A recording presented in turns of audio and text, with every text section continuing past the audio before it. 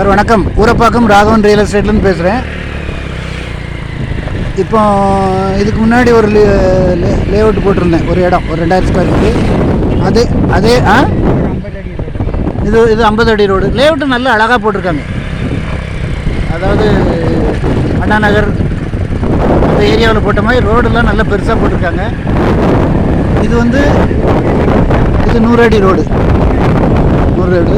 இப்போ நம்ம பார்த்து ஒரு இடம், அது முக்கால் கிரவுண்டு.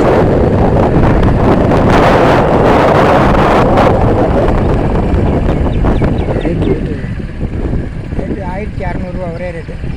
₹1600 ஒரே விலை. உள்ள வீடுகள் இருக்க இடம். உங்களுக்கு அந்த ஸ்ரீபெரும்புதூர் பைபாஸ்லேருந்து ஒரு 200 மீட்டர் போல் வரும். இது முக்கால் கிரவுண்டு. இதுவும் அதே லேஅவுட்டு தான், கைவல்யம் நகர். வீடுகள் நிறையா இருக்குது.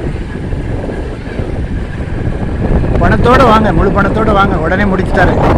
அதாவது நாங்கள் ஒரு நாளைக்கு கிட்டத்தட்ட மோர் தென் 100 கிலோமீட்டர் கார்லேயோ 2 வீலர்லேயோ போய் இடம் பார்க்குறோம். லேஅவுட்லேயே வச்சுருக்காங்க. நியாயமான விலை உள்ளது மட்டும்தான் எங்கள் சேனலில் எடுத்து போடுவோம். இது ஒரு ஸ்கூலோட காம்பவுண்ட் வால். இது ரேட்டு, அது மெயின் ரோடு வந்து பக்கத்தில் இருக்கிறதுனால அது இண்டஸ்ட்ரியல் ஏரியா. அது ரெண்டாவது கரண்ட் பவர் சப்ளையும் அங்கே கிடைக்கும். இது ரெசிடென்சியல் ஏரியா. அதே லேஅவுட்டு தான், முக்கால் கிரவுண்டு, 1600. உடனே வாங்க பாருங்கள். வீடுகள் கட்டிகிட்டு இருக்காங்க, நிறைய வீடுகளும் வந்திருக்கு.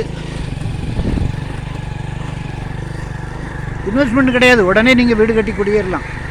நீங்கள் இந்த சைடு ஸ்ரீபெரும்புதூர் அந்த சைடு இருக்கிறதுனால இருந்தீங்கன்னா நான் உங்களுக்கு லொக்கேஷன் எடுத்து அனுப்புகிறேன், பாருங்கள். உடனே வீடு கட்டி குடியேறலாம்.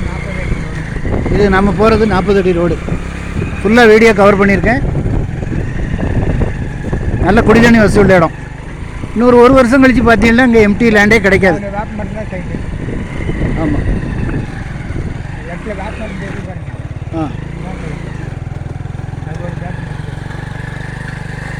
பாருங்க, நிறையா நம்ம லேஅவுட் தாண்டியே நிறைய வீடுகள் இருக்குது. நல்ல அருமையான இடம்.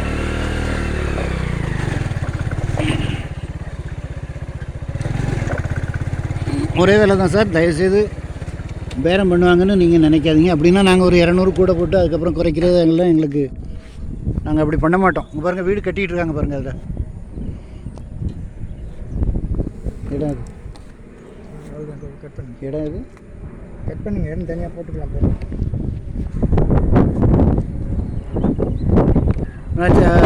டிஸ்கிரிப்ஷனில் எல்லா விவரமும் போடுறேன்.